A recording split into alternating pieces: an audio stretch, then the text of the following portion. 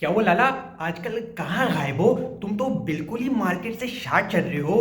कोई नाराजगी है दिल में, कोई बात है तो बताओ, इब्तिदा करो। हम तो समझे थे कि तुमने दुनिया से रिलत इख्तियार कर ली, लेकिन फिर इस पर भी हैरत हुई कि हमें अपनी नमाज जनाजा में तुमने दावत नहीं दी। कहीं नहीं यार, कुछ रातें थाने में कटी, जेल में था, भाई को सलाखों के पीछे डाल दिया था, चक्की चक्की पिसवाते थे इन नाजुक हाथों से, मार मार के कुत्ते जैसा हाल बना दिया। जब मारते थे ना तो चिल्लाता था तो चीख की आवाज नहीं आती थी, भौंकने की आवाज निकलती थी हलक से। हैं? थाने में? अब ऐसा क्या कर दिया? तूने तो ड्रग्स छोड़ दिया था, as far as in my knowledge. कहीं फिर से तो नहीं शुरू कर दिया? अबे ड्रग्स का सीन नहीं था, वो सब तो मैं बहुत पहले के ही छोड़ चुका हूँ। Now I am clean and sober, you can check. बस यार वो थोड़ी सी ना मिस अंडरडंग हो गई थी। मिस अंडरडंग है? ये क्या होती है? क्या मतलब इसका? आज से पहले तो इसका नहीं सुना था। ये क्या कोई नया कानून शानून लागू हो गया है? ये तुझ पर कौन सी दफा लागू कर दी? अबे यार ये कोई कानून या कोई दफा वफा नहीं है। बस वो आपका भाई ना गलत फहमी का शिकार हो गया था। मिस अंडरस्टैंडिंग नहीं होता, मिस अंडरस्टैंडिंग होता है। अंग्रेजी नहीं आती तो जहमत भी नहीं किया करो। क्यों अंग्रेजों की रूह फना करने के चक्कर में लगे हुए हो? तुम्हारे मुल्क को, तुम्हारी इकोनॉमी को चला रहे हैं, अभी फिर तुम्हें उनका वीजा चाहिए। ये साला ये इसी इसी इसी इंग्लिश की वजह से 3 रातें जेल में काटी मैंने। है या मैन? इंग्लिश की वजह से जेल में? इंग्लिश की वजह से जेल में? पहले बुजुर्गों से सुना था कि अंग्रेज हमें जेल में डालते हैं, अब उनकी जबान भी हल्के में नहीं आ रही। खैर, अब आप ये बताना पसंद करेंगे कि अंग्रेजी की वजह से आप जेल में कैसे जा पहुंचे? यार तुझे तो पता है ना कि हमारे घर में कंस्ट्रक्शन का काम चल रहा है, सहन में और किचन में मार्बल बिछा रहे हैं हम लोग। यार मैं और अब्बा मार्बल खरीदने मार्केट में गए। यार तुझे पता है ना वो अपने घर के पास जो पूरी कमर्शियल मार्केट है मार्बल की और टाइल की, तो मैं और अब्बा वहां पर एक एक दुकान में जाकर मार्बल का रेट ले रहे थे कि कौन कौन सी नस्ल का मार्बल मौजूद है मार्केट में। तो मेरे और अब्बा का प्रोसेस ये था कि अब्बा दुकान के आगे बाइक लगाकर बाइक पर बैठे रहते और मैं दुकानों में जाकर मार्बल का रेट लेता रहता। अब 20 रुपए भी तो बचाने थे ना पार्किंग के, इसीलिए अब्बा बाइक पर होते और बाइक पार्क कर दो तो वो अंडे साले बाइक उठा के ले जाते हैं और 200 रुपए 200 रुपए कर दिए फाइन के हैं।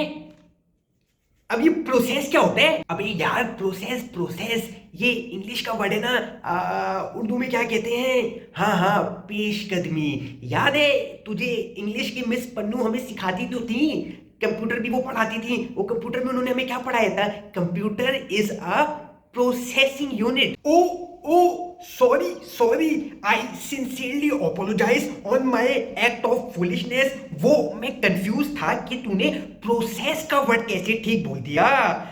भाई बहुत माजरत अगर तुझे बुरा लगा हो। You please make continue. Miss Pannu की क्लास में बेशक मैं नशे में होता था, मैं अपने होशो आवास में नहीं होता था, मुझे नहीं पता होता था कि क्लास में आसपास माशरे में क्या चल रहा है, लेकिन वो मिस मुझे समझती थी, मेरी कैफियत को जानती थी, इसीलिए मुझे उनकी सिखाई हुई पढ़ाई हुई हर एक एक छोटी से छोटी बड़ी से बड़ी बात याद है। This is emotional and I am serious. Miss Pallu जरूर सिखाती थी, लेकिन उस वक्त मेरी जिंदगी में परेशानियां और टेंशनें और तकलीफें और मुसीबतें भी तो कितनी चल रही थी। मैं एक डिफरेंट फेज से डिफरेंट जोन से गुजर रहा था, तो उस परेशानी टेंशन तकलीफ मुसीबतों को दूर करने के लिए आपका भाई क्लास में समर बॉन सुनता था और हाई ऑन द स्काई होता था। और तू ज्यादा मेरा टीचर बनने की कोशिश नहीं कर, 3 रातों से सोया नहीं हूं मैं, मच्छरों ने काट काट के हिजड़ा बना दिया है, पुलिस वालों ने इतना मारा इतना मारा इतना तोड़ा है कि मेरी चाल ही बदल गई है। सड़क पर जब चलता हूं ना तो बच्चे मजाक उड़ाते हैं कि अंकल को बच्चा होने वाला है, और तू यहाँ पर मुझे सिंपैथी देने के बजाय विंस्टन चर्चिल का पोता बन रहा है, मुझे इंग्लिश सिखा रहे। अच्छा बाबा माफ कर दे, क्यों कासिम अली शाह बन रहा है? माफी मांग ली ना, अब अपनी कहानी जल्दी सुना के खत्म कर, मुझे घर भी निकलना है। विंस्टन चर्चिल की औलाद। यार अब तू मुझे चिढ़ा रहा है, तुम जैसे बेगैरत खबीस और बेहिस लोगों की वजह से ही तो ये माशरा खराब है, तबाह हो रहा है। तुम लोग अच्छे स्कूल में पढ़ गए, बाप के बलबूते पे, बाप के पैसे पे। मैं गुर्बत और जिम्मेदारियों की वजह से स्कूल नहीं जा सका, लेकिन लेकिन आज जो कुछ भी हूँ अपने बलबूते पर हूँ। यार तूने सारा ना मूड खराब कर दिया।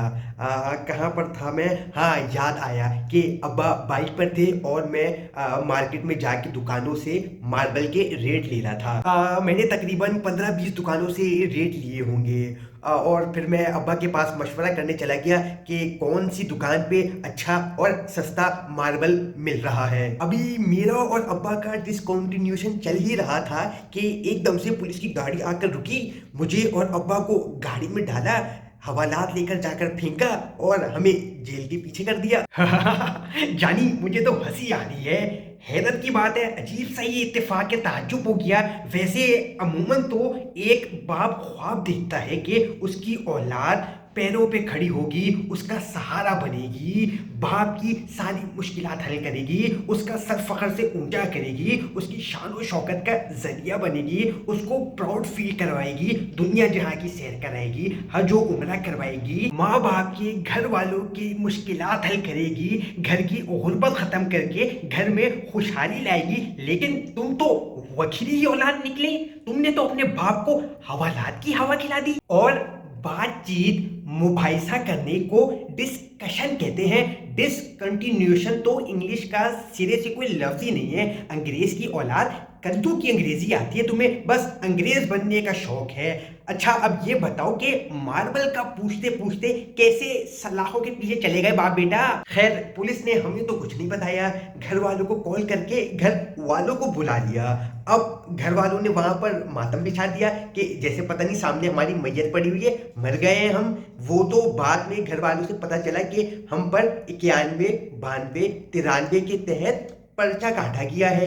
अच्छा अच्छा अच्छा अच्छा, चल सब छोड़, बम फोड़। ये बता के जब पुलिस ने ये बोला कि 91, 92, 93, तो तूने आगे से ये नहीं बोला कि बाकी तुम्हारी में अच्छा सॉरी सॉरी यार, नहीं मैंने गलत बोल दिया। अच्छा अच्छा नहीं, पुलिस ने बहुत गलत किया, बहुत ज्यादती की। इतने नेक, शरीफ, दयानतदार, ईमानदार बाप बेटे के साथ इतनी संगीन गलत ज्यादती, बहुत बहुत बुरा किया पुलिस वालों ने तुम लोगों के साथ। इनकी कब्र में कीड़े पड़े, इनको अजाब मिले, इनको सुख चैन नसीब ना हो दुनिया का। अच्छा ये बता यार, ये 91, 92, 93 होती कौन सी दफा है भाई? ये 91, 92, 93 दफा तब लगती है कि जब कोई एक्सप्लोजिव या आरडीएक्स बारूद वगैरह में डील करता हो या बम वगैरह बनाता हो। बट तू तो मार्बल खरीदने किया था ना, ये बम एक्सप्लोजिव ये कहां से आ गया?